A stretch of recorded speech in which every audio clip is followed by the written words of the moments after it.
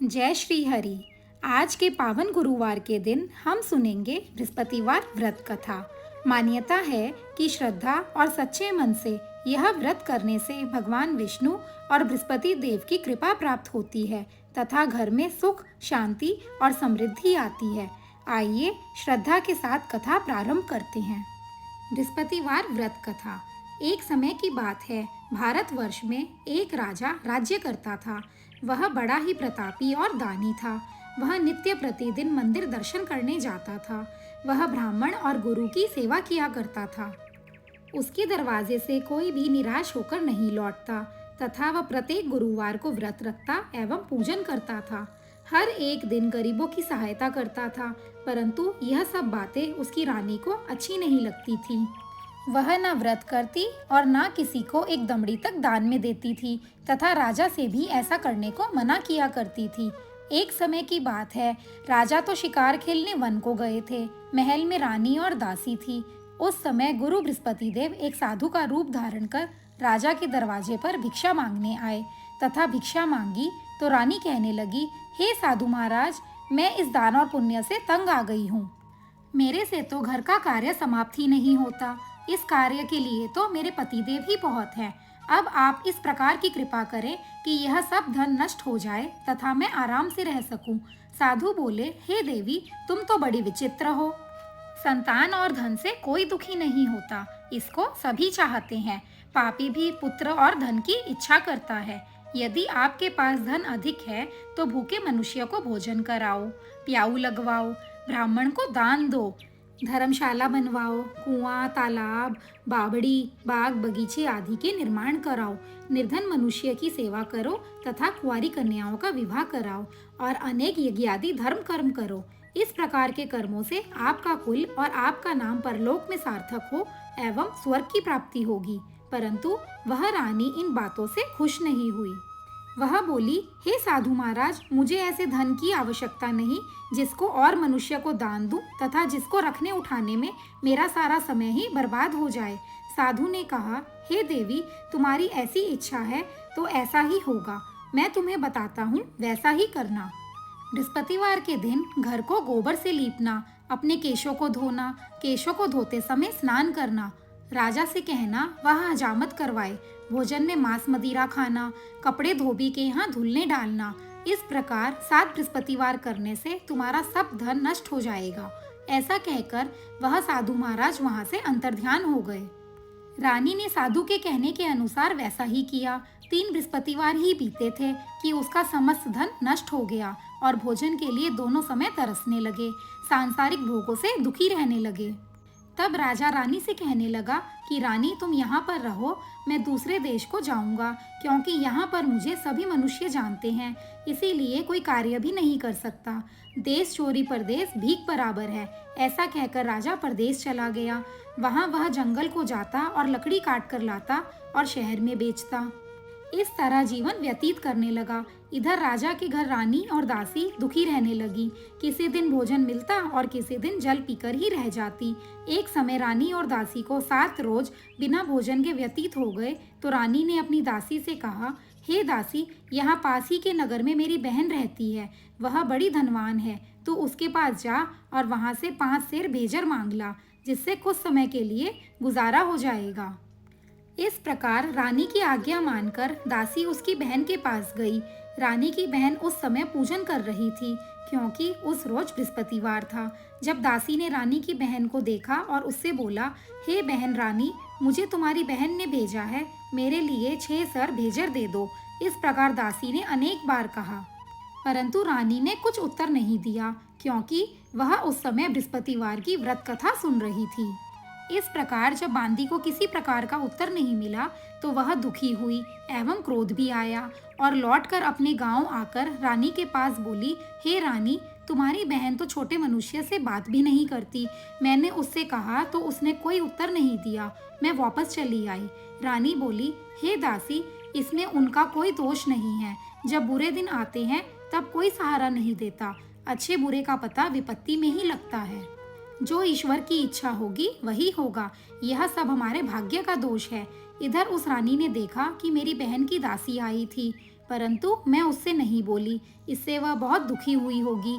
यह सोच कथा को सुन और विष्णु भगवान का पूजन समाप्त कर वह रानी बहन के घर चल दी और जाकर अपनी बहन से कहने लगी कि हे बहन, मैं बृहस्पतिवार का व्रत कर रही थी, तुम्हारी दासी गई, परंतु जब तक कथा होती है तब तक न उठते हैं न बोलते हैं, इसीलिए मैं ना बोली। कहो दासी, क्यों गई थी? रानी बोली, बहन, हमारे अनाज नहीं था। वैसे तुमसे कोई बात छिपी नहीं है, इस कारण मैंने दासी को तुम्हारे पास 6 सेर भेजर लेने के लिए भेजा था। रानी बोली, बहन देखो, बृहस्पति भगवान मनोकामना पूर्ण करते हैं, देखो शायद तुम्हारे घर में अनाज रखा हो। इस प्रकार का वचन जब रानी ने सुना तो घर के अंदर गई और वहां उसने एक घड़ा भेजर का भरा मिल गया। तब तो वह रानी और बांदी को बहुत ही खुशी हुई और दासी कहने लगी, हे रानी, देखो वैसे हमको जब नहीं मिलता तो हम रोज व्रत करते हैं, अगर इनसे व्रत की विधि और कथा पूछ ली जाए तो उसे हम भी किया करेंगे। तब उस रानी ने अपनी बहन से पूछा, हे बहन, बृहस्पतिवार का यह व्रत कैसे करना चाहिए? तो रानी की बहन ने बोला, गुरुवार के व्रत में चने की दाल मुनक्का से विष्णु भगवान की और केले के जड़ की पूजा करें तथा दीपक जलाएं, पीला भोजन करें। इस प्रकार करने से गुरु भगवान प्रसन्न होते हैं, अन्न पुत्र धन देते हैं, मनोकामना पूर्ण करते हैं। इस प्रकार रानी और दासी दोनों ने निश्चय किया कि बृहस्पति भगवान का पूजन जरूर करेंगे। 7 रोज बाद जब बृहस्पतिवार आया तो उन्होंने व्रत रखा। गुड़साल में जाकर चना व गुड़ बीन लाई तथा उसकी दाल से केले की जड़ का तथा विष्णु भगवान का पूजन किया। अब भोजन पीला कहाँ से आए? बेचारी बड़ी दुखी हुई, परंतु उन्होंने व्रत किया था, इस कारण गुरु भगवान प्रसन्न थे। 2 थालों में सुंदर पीला भोजन लेकर आए और दासी को दिया। दासी भोजन पाकर बड़ी प्रसन्न हुई और रानी से बोली, चलो रानी जी, भोजन कर लो। रानी को इस विषय में कुछ पता नहीं था, इसीलिए वह दासी से बोली, तू ही भोजन कर, क्यों तू हमारी व्यर्थ में हंसी उड़ाती है? दासी बोली, एक महात्मा भोजन दे गए हैं। रानी कहने लगी, वह भोजन तेरे लिए ही दे गए हैं, तू ही भोजन कर। दासी ने कहा, वह महात्मा हम दोनों के लिए 2 थालों में भोजन दे गए हैं, इसीलिए हम और तुम दोनों ही साथ साथ भोजन करेंगी। इस प्रकार रानी और बांदी दोनों ने गुरु भगवान को नमस्कार कर भोजन प्रारंभ किया तथा अब वे प्रत्येक बृहस्पतिवार को भगवान का व्रत और विष्णु भगवान का पूजन करने लगी। बृहस्पति भगवान की कृपा से फिर रानी और दासी के पास धन हो गया। रानी फिर उस प्रकार आलस करने लगी। तब दासी बोली, देखो रानी, तुम पहले इस प्रकार आलस्य करती थी, तुम्हें धन के रखने में कष्ट होता था, इस कारण सभी धन नष्ट हो गया। अब गुरु भगवान की कृपा से धन मिला है तो तुम्हें फिर आलस्य होता है। बड़ी मुसीबतों के बाद हमने यह धन पाया है, इसीलिए हमें दान पुण्य करना चाहिए तथा भूखे मनुष्य को भोजन कराओ, प्याऊ लगवाओ, ब्राह्मणों को दान दो, कुआं तालाब बावड़ी आदि का निर्माण करो, मंदिर पाठशाला बनवाकर दान दो, कुंवारी कन्याओं का विवाह करवाओ, उससे पितर प्रसन्न होंगे। तब रानी ने इसी प्रकार कर्म करने प्रारंभ किए तो काफी यश फैलने लगा। एक दिन रानी और दासी विचार करने लगी, न जाने राजा किस प्रकार से होंगे, उनकी कोई खबर नहीं है। गुरु भगवान से उन्होंने प्रार्थना की और भगवान ने रात्रि में राजा को स्वप्न में कहा, हे राजा, उठ, तेरी रानी तुझको याद करती है, अपने देश को जा। राजा प्रातःकाल उठा और स्वप्न के बारे में विचार करने लगा, पर भगवान की आज्ञा मानकर वह अपने नगर के लिए चलने को तैयार हुआ। इससे पूर्व राजा परदेश में प्रतिदिन जंगल से लकड़ी बीन कर लाता था, उन्हें शहर बेचकर अपने दुखी जीवन को बड़ी कठिनता से व्यतीत करता था। एक दिन राजा दुखी हो अपनी पुरानी बातों को याद करने लगा। तब उस जंगल में से एक साधु का रूप धारण कर बृहस्पति महाराज आए और राजा के पास आकर बोले, हे लकड़हारे, तुम इस सुनसान जंगल में किस चिंता में बैठे हो, मुझको बतलाओ। यह सुन राजा के नेत्रों में जल भर आया और साधु को वंदना कर बोला, हे प्रभु, आप सब कुछ जानते हो। इतना कह साधु को अपनी संपूर्ण कहानी सुनाई। महात्मा दयालु होते हैं। उससे बोले, हे राजा, तुम्हारी स्त्री ने बृहस्पति देव का अपराध किया था, जिस कारण तुम्हारी यह दशा हुई। अब तुम किसी प्रकार की चिंता मत करो, भगवान तुम्हें पहले से अधिक धन देंगे। देखो, तुम्हारी स्त्री ने भी गुरुवार का व्रत प्रारंभ कर दिया है और तुम मेरा कहा मानकर बृहस्पतिवार को व्रत करके चने की दाल गुड़ जल के लोटे में डालकर केले का पूजन करो, फिर कथा कहो और सुनो, भगवान तुम्हारी सब मनोकामनाओं को पूर्ण करेंगे। साधु को प्रसन्न देखकर राजा बोला, हे प्रभु, मुझे लकड़ी बेचकर इतना पैसा नहीं मिलता जिससे भोजन करने के उपरांत कुछ बचा सकूं। मैंने रात्रि में अपनी रानी को व्याकुल देखा है। मेरे पास कुछ भी नहीं जिससे उसकी खबर मंगवा सकूं। फिर मैं कौन सी कहानी कहूं? यह मुझको कुछ भी मालूम नहीं है। साधु ने कहा, हे राजा, तुम किसी बात की चिंता मत करो। बृहस्पतिवार के दिन तुम रोजाना की तरह लकड़ियां लेकर शहर को जाओ। तुम्हें रोज से दुगुना धन प्राप्त होगा, जिससे तुम भली भांति भोजन कर लोगे तथा बृहस्पति देव की पूजा का सामान भी आ जाएगा। और बृहस्पतिवार की कहानी निम्न प्रकार से है। प्राचीन काल में एक ब्राह्मण था। वह बहुत निर्धन था। उसके कोई भी संतान नहीं थी। उसकी स्त्री बहुत मलिनता के साथ रहती थी। वह स्नान न करती, किसी देवता का पूजन न करती, प्रातःकाल उठते ही सर्वप्रथम भोजन करती, बाद में कोई अन्य कार्य करती थी। इससे ब्राह्मण देवता बड़े दुखी थे। बेचारे बहुत कुछ कहते थे, किंतु उसका कुछ परिणाम न निकला। भगवान की कृपा से ब्राह्मण के घर एक कन्या का जन्म हुआ। वह कन्या धीरे धीरे बड़ी होने लगी। वह बालिका प्रातः स्नान करके विष्णु भगवान का जाप करने लगी। बृहस्पतिवार को व्रत करने लगी। अपने पाठ को समाप्त करके स्कूल जाती तो अपनी मुट्ठी में जौ ले जाती और पाठशाला के मार्ग में डालती जाती। तब ये जौ स्वर्ण के हो जाते। लौटते समय उनको बीनकर घर ले आती थी। एक दिन वह बालिका सूप में उन सोने के जौ को फटक कर साफ कर रही थी तो उसके पिता ने देख लिया और कहा, हे बेटी, सोने के जौ को फटकने के लिए सोने का सूप होना चाहिए।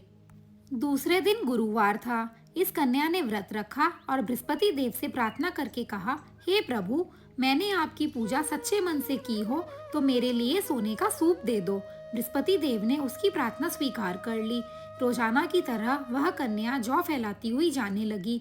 जब लौटकर जौ बिन रही थी तो बृहस्पति देव की कृपा से सोने का सूप मिला। उसे वह घर ले आई और उसमें जौ साफ करने लगी, परंतु उसकी माँ का वही ढंग रहा। एक दिन की बात है, वह कन्या सोने के सूप में जौ साफ कर रही थी। उस समय उस शहर का राजपुत्र वहां होकर निकला। इस कन्या के रूप और कार्य को देखकर मोहित हो गया तथा अपने घर आकर भोजन तथा जल त्याग कर उदास होकर लेट गया। राजा को जब इस बात का पता लगा तो अपने मंत्रियों के साथ उसके पास गए और बोले, हे बेटा, तुम्हें किस बात का कष्ट है? किसी ने अपमान किया है अथवा कोई और कारण हो तो मुझसे कहो। मैं वही कार्य करूंगा जिससे तुम प्रसन्न हो। अपने पिता की राजकुमार ने बातें सुनी तो वह बोला, मुझे आपकी कृपा से किसी बात का दुख नहीं है। किसी ने मेरा अपमान नहीं किया, परंतु मैं उस लड़की के साथ विवाह करना चाहता हूँ जो सोने के सूप में जौ साफ कर रही थी। यह सुन राजा आश्चर्य में पड़ा और बोला, हे बेटा, इस तरह की कन्या का पता लगाओ। मैं उसके साथ तुम्हारा विवाह अवश्य ही करवा दूंगा। राजकुमार ने लड़की के घर का पता बतलाया। तब मंत्री उस लड़की के घर गए और ब्राह्मण देवता को सभी हाल बतलाया। ब्राह्मण देवता राजकुमार के साथ अपनी कन्या का विवाह कराने के लिए तैयार हो गए तथा विधि के अनुसार ब्राह्मण की कन्या का विवाह राजकुमार के साथ संपन्न हो गया। कन्या के घर से जाते ही ब्राह्मण के घर में गरीबी का निवास हो गया। अब भोजन के लिए भी अन्न बड़ी मुश्किल से मिलता था। एक दिन दुखी होकर ब्राह्मण देवता अपनी पुत्री के पास गए। बेटी ने पिता की दुखी अवस्था को देखा तथा अपनी माँ का हाल पूछा। बेटी ने बहुत सा धन देकर अपने पिता को विदा किया। तत्पश्चात ब्राह्मण का कुछ समय सुखपूर्वक व्यतीत हुआ। कुछ दिन बाद फिर वही हाल हो गया। ब्राह्मण फिर अपनी कन्या के यहाँ गया और सभी हाल कहा तो बेटी बोली, हे पिताजी, आप माता जी को यहाँ ले आओ। मैं उन्हें विधि बता दूंगी जिससे गरीबी दूर हो जाए।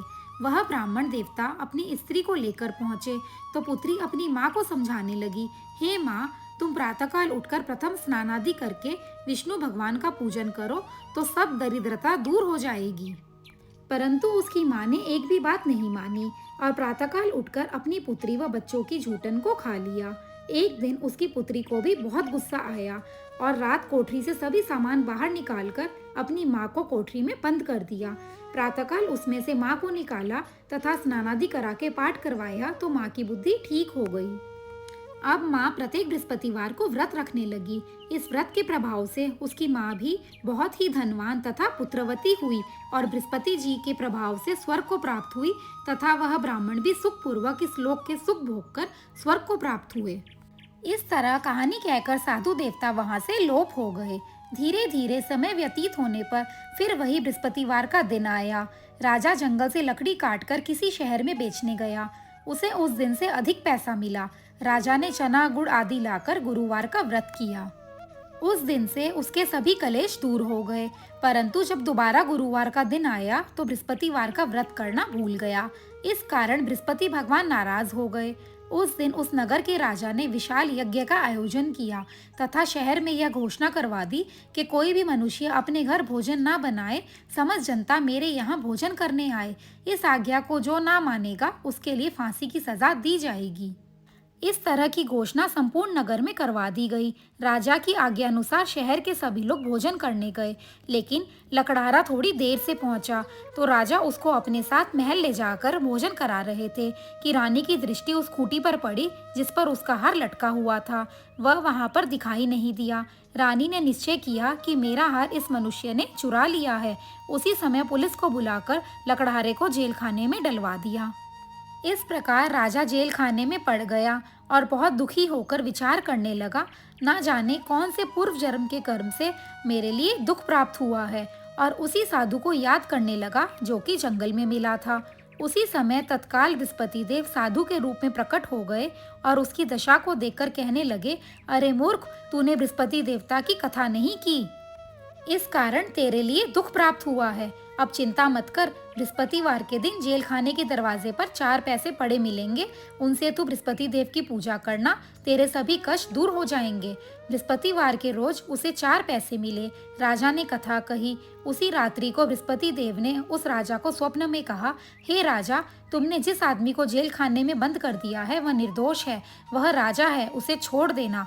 रानी का हार उसी खूंटी पर लटका हुआ है। तू ऐसा नहीं करेगा तो मैं तेरे राज्य को नष्ट कर दूंगा। इस तरह के रात्रि स्वप्न को देखकर प्रातःकाल राजा उठा और खूंटी पर हार देखकर लकड़हारे को बुलाकर क्षमा मांगी तथा राजा को सुंदर वस्त्र आभूषण देकर विदा किया तथा गुरुदेव की आज्ञा अनुसार राजा अपने नगर को चल दिया। राजा जब नगर के निकट पहुंचा तो उसे बड़ा ही आश्चर्य हुआ। नगर में पहले से अधिक बाग, तालाब और कुएं तथा बहुत सी धर्मशालाएं और मंदिर पुते थे। राजा ने पूछा, यह किसका बाग और धर्मशाला है? तब नगर के सब लोग कहने लगे, यह सब रानी और बांदी के हैं। तो राजा को आश्चर्य हुआ और गुस्सा भी आया। जब रानी ने यह खबर सुनी कि राजा आ रहे हैं तो उसने बांदी से कहा कि हे दासी, देखो राजा हमको कितनी बुरी हालत में छोड़ गए थे, वह हमारी ऐसी हालत देखकर लौट न जाए, इसीलिए तुम दरवाजे पर खड़ी हो जाओ। आज्ञा अनुसार दासी दरवाजे पर खड़ी हो गई। जब राजा आए तो उन्हें अपने साथ ले आई। तब राजा ने क्रोध करके अपनी तलवार निकाली और पूछने लगे, यह बताओ, यह धन तुम्हें कैसे प्राप्त हुआ? तब रानी ने कहा, हमें यह सब धन बृहस्पति देव के इस व्रत के प्रभाव से प्राप्त हुआ है। राजा ने निश्चय किया कि 7 रोज बाद तो सभी बृहस्पति देव का पूजन करते हैं, परंतु मैं रोजाना दिन में 3 बार कहानी कहा करूंगा तथा रोज व्रत किया करूंगा। अब हर समय राजा के दुपट्टे में चने की दाल बंधी रहती तथा 3 बार कहानी कहता। एक रोज राजा ने विचार किया कि चलो अपनी बहन के यहाँ हो आते हैं। इस तरह निश्चय कर राजा घोड़े पर सवार हो अपनी बहन के यहाँ को चलने लगा। मार्ग में उसने देखा कि कुछ आदमी एक मुर्दे को लिए जा रहे हैं। उन्हें रोककर कहने लगा, अरे भाइयों, मेरी बृहस्पति देव की कथा सुन लो। वे बोले, लो हमारा तो आदमी मर गया, इसको अपनी कथा की पड़ी है। परंतु कुछ आदमी बोले, अच्छा कहो, हम तुम्हारी कथा भी सुनेंगे। राजा ने कथा कहनी शुरू की और जब कथा आधी हुई तो मुर्दा हिलने लग गया और जब कथा समाप्त हुई तो राम राम करके मुर्दा उठ खड़ा हुआ। आगे मार्ग में उसे एक किसान खेत में हल चलाता मिला। राजा ने उसे देखा और उसे बोला, अरे भैया, तुम मेरी बृहस्पतिवार की कथा सुन लो। किसान बोला, जब तक मैं तेरी कथा सुनूंगा तब तक 4 हरिया जोत लूंगा, जा अपनी कथा किसी और को सुनाना। इस तरह राजा आगे चलने लगा। राजा के हटते ही बैल पछाड़ खाकर गिर गए तथा उसके पेट में बहुत जोर से दर्द होने लगा। उस समय उसकी माँ रोटी लेकर आई। उसने जब देखा तो अपने पुत्र से सब हाल पूछा और बेटे ने सभी हाल कह दिया।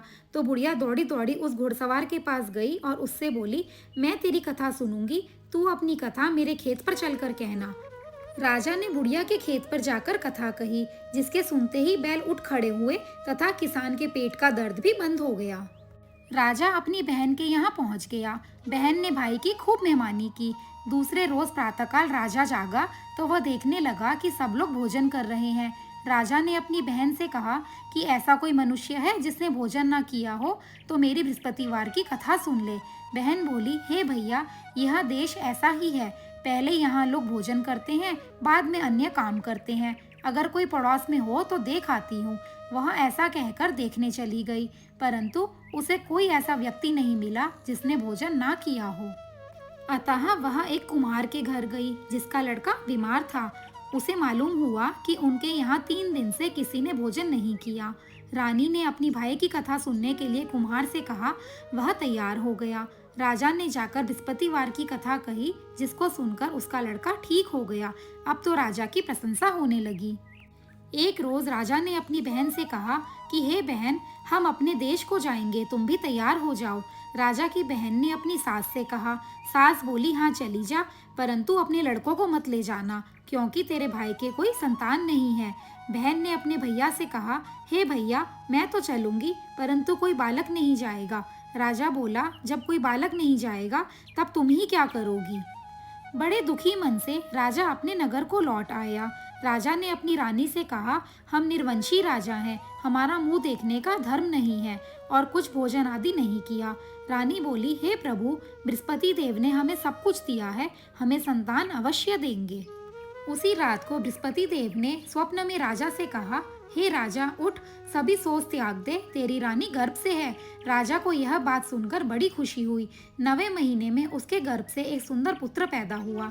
तब राजा बोला, हे रानी, स्त्री बिना भोजन के रह सकती है, बिना कहे नहीं रह सकती। जब मेरी बहन आए तो मुझसे कुछ मत कहना। रानी ने सुनकर हाँ कर दी। जब राजा की बहन ने यह शुभ समाचार सुना तो वह बहुत खुश हुई तथा बधाई लेकर अपने भाई के यहाँ आई। तभी रानी ने कहा, घोड़ा चढ़कर तो नहीं आई, गधा चढ़ी आई। राजा की बहन बोली, भाभी, मैं इस प्रकार ना कहती तो तुम्हें औलाद कैसे मिलती। बृहस्पति देव ऐसे ही हैं, जैसी जिसके मन में कामनाएं हैं सभी को पूर्ण करते हैं। जो सद्भावना पूर्वक बृहस्पतिवार का व्रत करता है एवं कथा पढ़ता है अथवा सुनता है, उसकी सभी मनोकामनाएं पूर्ण होती हैं। तो हृदय से उनका मनन करते हुए जयकारा बोलना चाहिए। बोलो विष्णु भगवान की जय, बृहस्पति महाराज की जय।